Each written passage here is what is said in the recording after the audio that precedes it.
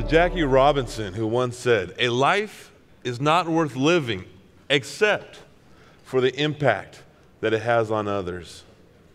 I didn't know what that meant until September 10th, 1994. My whole life changed. Before that date, I had a life that was awesome. It was so super fun. I was a captain of every single football team I was ever on. I bench pressed 430 pounds. I could run faster than the wind, a 4.52. The NFL was my future. And then I went in to make the 23rd tackle of the day, and my C5, C6 vertebrae imploded. It crushed so hard it exploded inwards, and I became paralyzed. I tried to reach my arm up, and I couldn't move my arm. I couldn't move my fingers. I couldn't move anything. My whole life changed. I went from benching 430 to zero. It took me 19 years to get to 430 to zero. The doctor came in my room 3 days afterward, and he said, "Roman, I'm sorry. You will never move your arms. You will never move your legs. And worse, you will never father a child." I said, "F you, get out of my room." I didn't believe it. I have an injury. We all have bruises. Why should my bruise make me stuck in this wheelchair forever? So right then and there, I became an advocate. First 5 days was to treat me, and then I realized how huge this problem is. 6.5 million Americans are paralyzed, let alone the world over. People like me have $3 million to $5 million in added health care costs. Most of us don't have that money, so what happens? We go to the government, and we have to use our taxes, and it becomes a huge drain. People like me are preserved in our conditions. No, we should be cured. I need to stand up. I need to be next to my daughter and walk her down the aisle. This chair prevents that. My injury, a little bruise, prevents that. No, that is not acceptable. I do not accept that. So we fight it. And what we did was revolutionary in medicine. We wrote a letter, my father and I, to every single state assemblyman and senator, and one man answered, Assemblyman John Dutra. And what we did was heroic. We created the Roman Reed Spinal Cord Research Act, a California law that provided money for cure. When I first got hurt, they said I was in denial for cure. Now they say, "What's taking so long?" What happened was awesome. We put money into a general fund in the UC system, University of California, and every year we would make grants, and we funded the greatest research in America. We funded the pioneer himself. We funded the Babe Ruth of stem cells, Dr. Hans Keirstead. This man can codify and turn an embryonic stem cell into anything basically in your body. He can fix what's broken in me. He's thinking of fixing cancer. This man is a pioneer, and I funded him. I actually gave Hans his first money in his career. I went around trying to give money to everyone, and they said, "Don't give money to Hans Keirstead." And I said, "Why?" "Because he's overreaching." That's what we need. We need people who are overreaching, who will take a stand. It was Voltaire, a great philosopher, who said, "We are all guilty of the good that we do not commit." So we took a stand. We funded Hans, and we funded 295 peer-reviewed medical breakthrough. A knucklehead linebacker like me has more patents than almost anyone in science. I started 5 California laws, and the only thing I knew how to do was bench press before that. And then I went to Alabama, and I started a law. So not only in Alabama is it allowed for embryonic stem cell research, it's state funded because of me, because I took a stand. I will never look away. My hero is a girl named Gwendolyn Strong. She's 9 years old. She has SMA, spinal muscular atrophy. That means from the day she was born, she was never able to move a muscle. And if you can't move a muscle, what can't you do? You can't eat, breathe, or even tell your mom, "I love you." This girl is 9 years old, and she's stronger than all of us in here combined by 10. But she can't move her muscles, and that's not fair. That's not right. We should never look away. We have to fight and make something right out of this. So that's what we do. First, it was all about curing me, then it was so much bigger. So we created laws, and we created the greatest law in medical history. Me, Hans Keirstead, Don Reed, and Bob Klein. What we did was awesome. We passed Prop 71. Prop 71, $3 billion for stem cell research because of us, because we took a stand. So now, not only are we going after something for me, spinal cord injury, we're going after cancer. Hans is so close to curing cancer. He went from 8 to 78% chance of 100% remission. Hans, I'm sorry if I'm not supposed to tell, that's kind of non-DA, but I had to tell you, I got to brag about you, Hans. I love you, brother. Thank God I'm secure as a heterosexual. I'd halfway turn gay for Hans. I love this dude. I love this dude. This guy has given me the chance to get out of my chair. And you know what? I'm moving my arms again because for a year, I can only do this. And more and more, now I can move my arms and I can bench press 300 pounds again. And that's pretty cool. Thank you. Thank you. And the greatest thing is I have 3 children.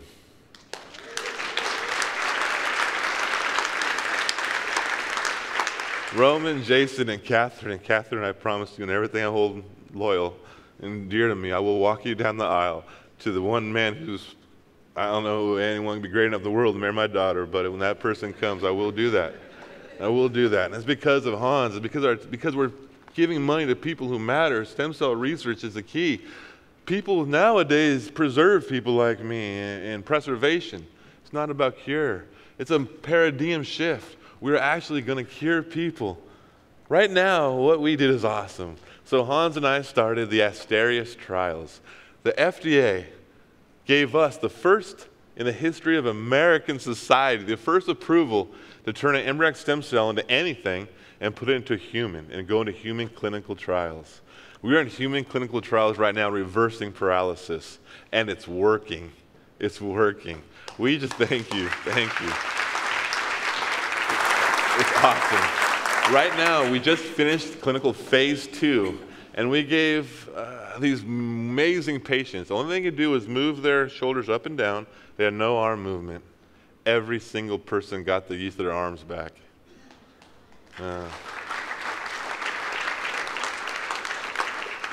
Half got the use of their hands back.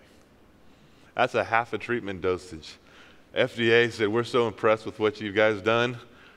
First time in the world, you have FDA clinical phase 3. We've just given the first person in America a full treatment dosage of embryonic stem cells to cure paralysis. Not to preserve it, to cure it. I believe that we should dream huge and bigger than we possibly can, because if we fail to get there and we come close, the world will be better. I tell my kids, never set the bar low, because if you reach it, who cares? Set it so high that you can't reach it.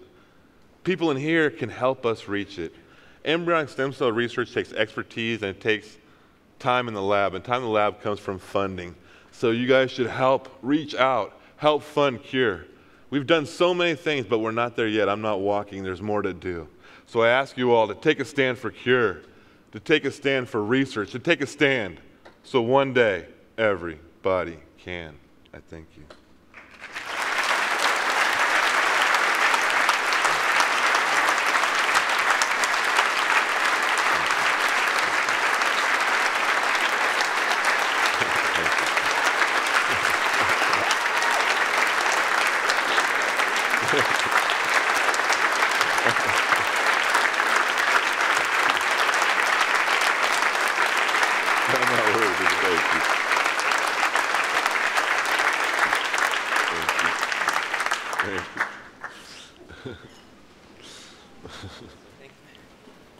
Thank you, Roman. I thought maybe best if you could introduce your colleague and brother, Hans Keirstead. This is the man. And you know what? When you take a stand, you go all the way. So you know what? When we have Congress, there's not scientists in there. So how can people without scientists, medical degrees, make proper health care laws? My man is running for Congress, Dr. Hans Keirstead. Thank you. Thanks. I love you, buddy. I love you, buddy. It's such a pleasure to be here, and thank all of you for your interest in, what's happening tomorrow. I got into this field, I think 30 years ago. I was the first scientist to ever receive human cells for anything to do with the brain or spinal cord. And I was restless, and so I put myself to work. This union of sperm and egg that makes a stem cell that makes you is indisputably the most remarkable tool, the most amazing tool with the greatest potential that humankind has ever known. There isn't a single other medicine or prospective medicine that has the ability to treat every single human disease. You know, one cell that makes every cell in your body, therefore one cell that has the potential to treat every single human disease. This sperm, this egg, they get together and they make a stem cell. And that stem cell has just such extraordinary potential. Some of the treatments are very near term. Some of them we're realizing right now, and some of them are a while away. So in any emerging technology, you can apply Gartner's hype curve. And this is a true phenomenon. This model applies to every single emerging technology. And you have this technological trigger. So that happened for our field around 1998 when the first embryonic stem cells were discovered, and then we got into other types of stem cells. And that technology hits a peak. It's a peak of inflated expectations, only to have a trough of disillusionment, usually because the technology is so much more difficult. It is so much more difficult than building and selling companies. Discovering how we use the most powerful medicine that humankind has ever encountered did result in a trough of disillusionment. And we had the failure of almost every corporate enterprise that had built itself around science of these cells. But like every emerging technology, we then have a slope of enlightenment when reality sets in, when we realize how difficult it is to make these cells grow, when we start to understand how to get over the hurdles, when industry begins to start believing the scientists again, that this cell is not going to cure everything tomorrow. That was that peak of inflated expectations. But there's going to be some reality to this. So here's how the reality kind of fell into this thing. And we have that death and demise when we saw the ban on HESCs, and then President Obama pulled us out of it largely as the technology was growing. But if you look at how technology and corporations form around that visibility curve. So Gartner's hype curve describes your perception reading newspapers. It describes what a patient is getting when they look on the internet and say, can stem cells heal me of my disease, my injury? But technology is one way. It either has a great slope or a small slope, but it just keeps on going. And the corporations generally pop up and then even out as the technologies develop. But what happened in the stem cell sector was this. There was such a failure in the field of primarily not being able to manufacture these things efficiently. And that pulled the entire field down. And that was the great dark days of stem cell research. And you know, some of the companies that I developed, I've built and sold 3, I'm on my 4th now, were the best ones born during these dark days when there was very few things to look at. So it's not horrible when there's a down cycle. It can be extremely advantageous. But generally, it's bad for a sector because it pulls the money out of it. It pulls the students out of it. It pulls the professors out of it. And then you can get a catastrophic decline. But what has happened in the stem cell sector is that despite the fact that the technologies have despite the fact that the funding in the corporate sector has gone down, despite the fact that the NIH funding for it has gone down, despite the fact that the companies by number have dwindled and that there are fewer students and professors in the field as a result, the technology is absolutely unstoppable. And what we're left with is this unique, great disparity between an extraordinarily mature sector in discovery and in potential application and an underrepresented corporate sector. So I see that as tremendous opportunity. And what I'd like to tell you about is some of the opportunities that I find out of my broad view of the field are the most interesting. So what, in my view, the future holds for stem cell technology, this is one of them. the development of models for human diseases.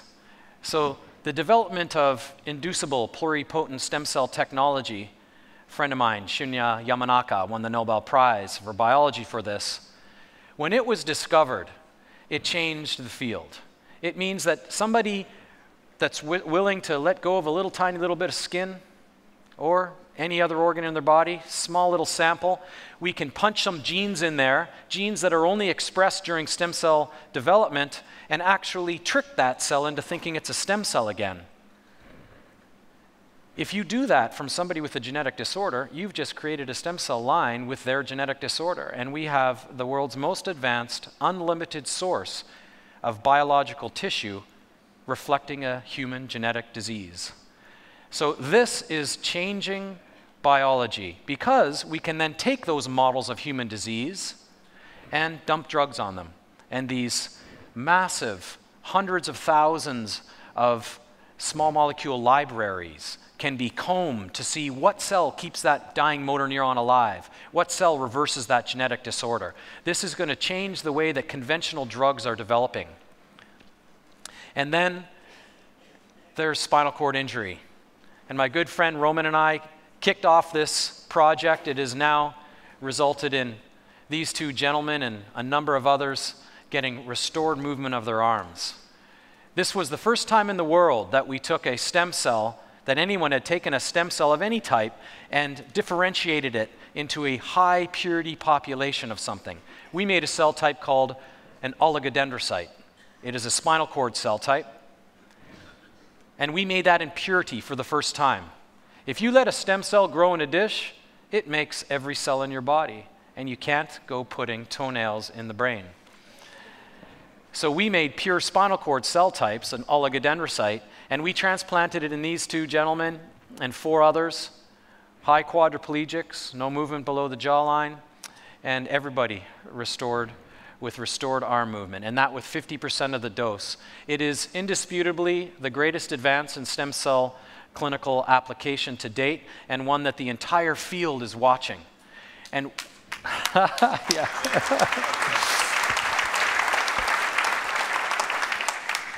And we learned so much from this. We learn that despite the greatest success in the stem cell field, the thing is barely fundable, because too few people have spinal cord injury for big pharmaceutical companies to pour money into the field. So it has been passed from one company to another, might again. And that technology, being the leading tech in the field, is so difficult because the number of patients with spinal cord injury is too small for large pharmaceuticals companies to get into the sector. But it's a ray of hope for the sector. Alzheimer's disease is another one that I predict is around the corner. Alzheimer's disease has recently been treated in the best animal model of Alzheimer's disease, this triple transgenic mouse. Matt Blurton-Jones has taken these cells, transplanted them around the hippocampus, the area for learning and memory in the brain that's compromised with Alzheimer's, and restored function to these animals. And now he's taking that and translating it into humans. It has its own bumps because of that slide I showed you, my third slide. When the corporate world went down, it was because of the difficulties in manufacturing, the scale up of the cells. All of the successes I've had in my career were due to addressing that scale up. So Matt was funded with a $20 million grant that ended because the company that was trying to scale his cells up ran out of money because they couldn't scale the cells up. But when that happens, when that work meets a company, meets an individual like myself and several others that know how to do that scaling, we will have a scalable treatment that treats Alzheimer's disease. So I predict that that is very close. The other big breakthrough we're seeing is in the field of diabetes, where a company called ViaCyte recently failed in a clinical study, but they succeeded in teaching the field an enormous amount. They transplanted cells that were for the first time derived into the right population. They're pancreatic islet cells that secrete insulin. So they were able to make the cell type in purity. That was that one reason for failure, if you can make purity or if you're not. And they managed to scale them up. They didn't quite secrete enough insulin, so now they're going back trying to get them to secrete some more. But in concept, they have actually successfully applied both a cell type as well as a transplantation methodology and outcome measures in a clinical setting to diabetes. So that's something I foresee is going to be in the near future. We also have 3 groups around the world: the Riken Institute in Japan, Eyesight in Irvine, and my own company, Avita, that has developed transplantable cells and treated and restored vision in either humans or animal models of blindness. So Eyesight's making single cells from stem cells that get put into the eye. They secrete and nurse the dying tissue. It lasts for a while, hopefully a long time. The studies are going on. Riken and my venture, Avita, we have made 3-dimensional tissue from stem cells, a single stem cell coaxed to become 3-dimensional retina with photoreceptors in there, bipolar cells, the entire structures. The idea is that we layer that into the back of the eye for someone with late-stage retinitis pigmentosa or macular degeneration. And we have transplanted this material that is commercially scalable into animal models that are of blindness, and we have restored vision to these animals. So that is something that is, I also feel, is fairly close in the field. Another application of stem cells that I see coming along are bioidenticals. This is an example that's not stem cells, and interestingly, stem cells have not been used in this way yet. Those are HeLa cells, immortalized human cell lines that can be genetically manipulated, and they make insulin. This is where all the insulin comes from in the world. No one's yet done this in a scaled way with stem cells. This is one group that has, taking media, dumping it on human stem cells, making them into very high purity skin precursors. That's the first time that a group has been able to make very, very high purity skin precursor. And sure enough, they secrete every single factor relevant to human skin development. That's a first. Those secretions contain every factor relevant to human skin development, just like your skin was doing when you were making skin in utero. And for the first time, that factory of factors has been caught, put in a bottle. Clinical studies have shown a revolutionary skin product. We're actually taking 100% of the proceeds from this and treating women with ovarian cancer as a stem cell to stem cell corporate development initiative. Thank you. Thank you very much. And lastly, I'd like to tell you about something, and being selfish, I'm up here, so I'm going to tell you about something that I'm most proud of, that I've been a big part of. We have developed a treatment for cancer over the last decade. I've been working on this. It was my long play that has become my short play. So what we do here is we take tumor from individuals during the normal course of surgical resection, and other people discovered that about 1% of any tumor mass, and every tumor mass of every cancer type, about 1% of that tumor mass are cancer stem cells. We didn't discover that. We're just taking advantage of it. And we can pull those cancer stem cells out, because what happens in the body during the course of cancer, the greatest discovery in cancer was that cancer stem cell and the realization that it could leave a bulk tumor, travel through the blood, and birth another tumor. It is the seed. It is the engine. The second greatest discovery of cancer, irrefutably, was that cell can go into your bone marrow and sleep for 2 to 7 years. So you go through chemotherapy, irradiation, surgical resection, and you think you are clean. But that little single cell sleeping in your bone marrow wakes up 2, 5, 7 years later, births 5 cells, 3 become tumors, 2 become sleepers, and that explains the recurrent nature of cancer. We are the first organization in the world to be able to purify the cancer stem cells out of resected tumors during the course of stage 3 and stage 4 cancers. And we have grown them up into purity. Then we have taught, in the bottom line, the immune system via simple blood draw, isolation of the immune cells. This is a simple dendritic arm used by many, many groups. It's a tool in a toolbox. We purify the frontline warrior of the immune system, the dendritic cell. We mix that with the purified cancer stem cells. That's a first. And then we inject into the patient their own immune system that has been targeted to kill their own cancer stem cell. And that is important because your cancer stem cells have thousands of unique mutations that mine don't. And as a sidebar, each of you has 6 of them a day. But your immune system effectively fights them off. So you should be thinking about how to keep your immune system healthy. And that is sleeping well, eating well, lots of exercise, and laughter. So make sure you do that. So we have treated 220 individuals with our therapy. We haven't had an adverse event, and we have the world's highest efficacy ever reported in the literature of 72% overall survival. That was in, thank you. Appreciate that. 220 patients in melanoma. We are now commercializing in Japan because the United States FDA is a little bit too slow. And then we'll bring it back into the country. And we are treating women with ovarian cancer, and we're just about to expand into brain cancer. This is a taste of what I feel are the most pressing, immediate applications that you are going to see in your lifetime. And what's I think the most inspiring thing about this sector is that we have no idea what's going to come next, but it's going to be beautiful. So thank you very much.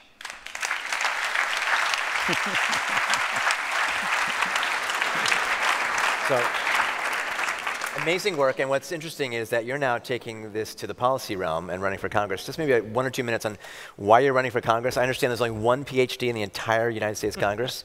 Yeah. A little bit of perspective on what's making you run. Thanks, Daniel. You know, I never, ever imagined myself to be a politician. It's nothing I ever dreamed of.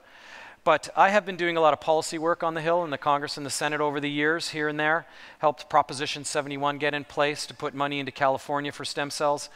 And I realized something during the recruitment when the party was asking me to run. And it tipped me. Did you know that there's no one of the 435 members of Congress that's an expert in healthcare? There's not a one. And it is 1/5 of our economy. Science, medicine, healthcare, 1/5 of our economy, the largest single sector of our economy, and there is not a single deep, broad expert in the sector. Who knew healthcare was so complicated? Yeah. So in short, that's the reason I'm running. I think that we need representation in that field. We need to pass laws that fund the field, lower the barriers to entry for small companies to get in, to pick up all of this work, this tremendous opportunity, and tune that ridiculous healthcare system we've got to be more efficient so that we can lower taxes while doing so and get everybody in this country under healthcare. So let's get people like this in Congress. Thank you. And Keirstead for Congress? Keirstead for Congress, hansforca.com. Thanks, everybody. Right. Thanks. Thank you.